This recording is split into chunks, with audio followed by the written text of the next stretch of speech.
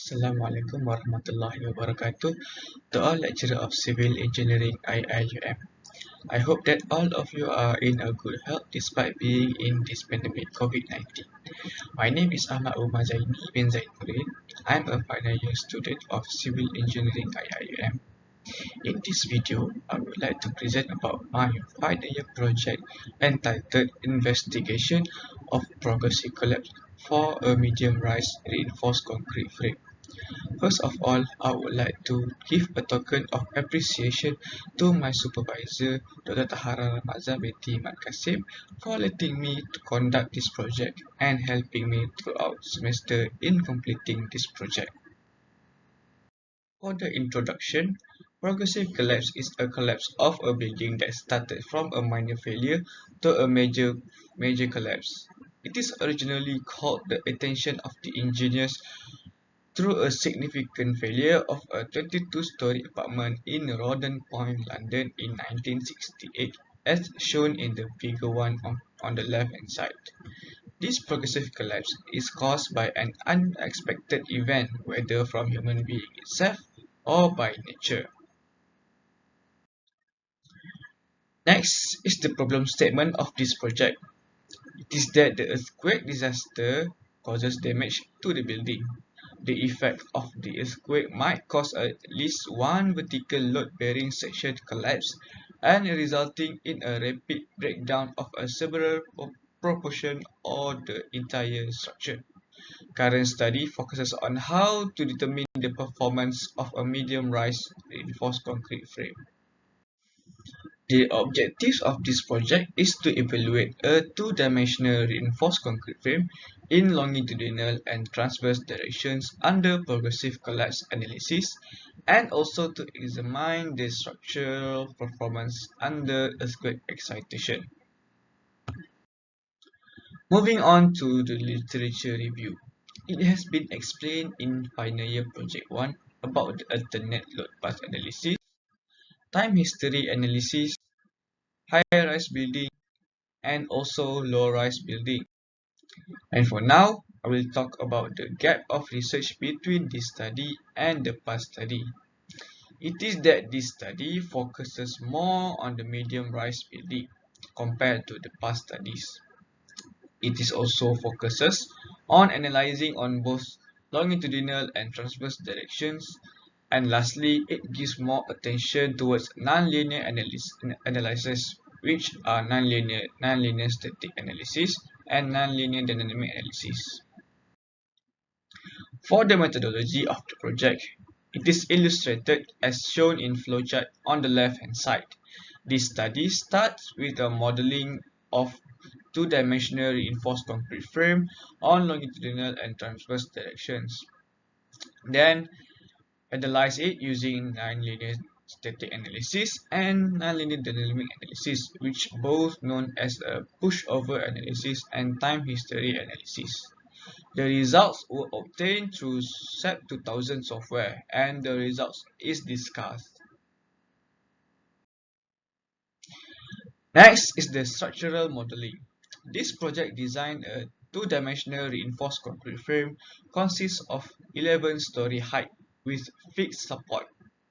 The height for the first floor is 3.8 meter, while for the second floor to the roof floor is 3.2 meter. The center-to-center span length of longitudinal direction is 5.6 meter, 6.55 meter, and 5.6 meter, while for the transverse directions, the center-to-center span length is 6.6 meter and 5.75 meter. As shown in the right-hand side, it is shown the original frame and also the column removal frame. The materials used for this project are 27.5 megapascal for concrete compressive strength, which the concrete grade is C2530, and 412 megapascal for yield strength of both longitudinal and transverse direction, which is classed in steel grade of S412. The load type used are dead load and live load, where the value of them is excluding the safe weight. As for the load combination, there is only one type of load combination, which is 1.35 GK plus with 1.5 QK. On the right hand side, it shows the input value of the response spectrum.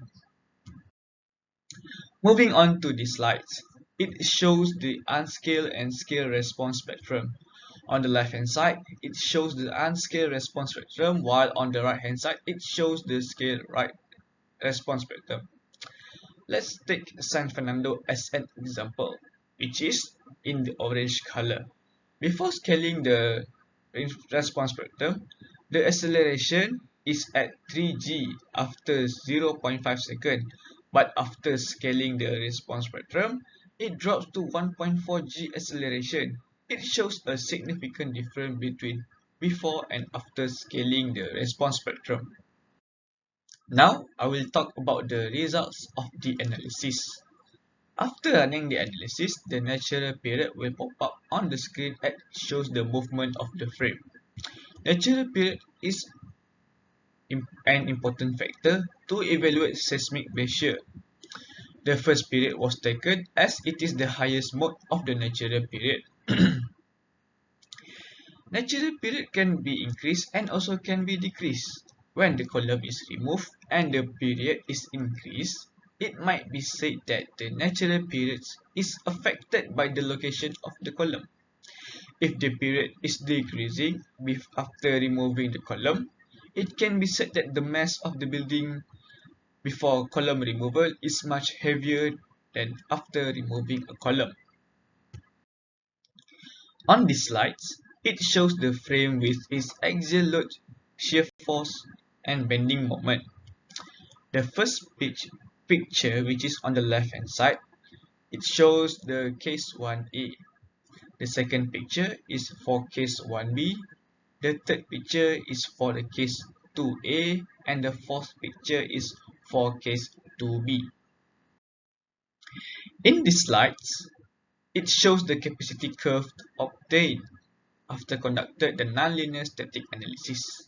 The slope represents the stiffness in elastic range. When the load is increased, it will exceed linear into nonlinear relationship. Then the capacity curve starts to decrease after reaching its peak value, and finally the structure will start to collapse. Next is the maximum horizontal displacement obtained through the nonlinear dynamic analysis. The displacement obtained refers to the distance of the frame shifted from its original position. Each set of ground motion used have a different period. A different period might respond in different ways. The longer the period, the longer the horizontal displacement. Moving on to the slides, it shows the inter-story drift or IDR ratios. The evaluation on maximum drift ratio is important for seismic analysis and also for design of structure. Side and Lin in 2008 indicates that the collapse event is reached when the ratio is exceeded 5%. However, the IDR obtained from this analysis is less than 5%. Hence, there is no collapse happen during this analysis. In conclusions, the damages of structure are not only restricted to earthquake, but also due to removing of any element of the structure. It can be summarized that the natural period of the frame is influenced by the location of column removal and the mass of the building. The distributed forces were transferred into adjacent beams and to the nearest column. And lastly, the column can be said that as a vital component in a building in order to limit the damage propagation.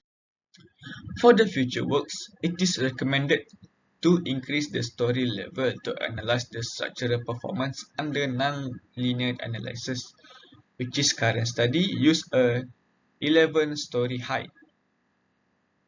After that, it is recommended to use a different material to make a comparison of structural performance of a medium rise building, which in this current study use a reinforced concrete frame.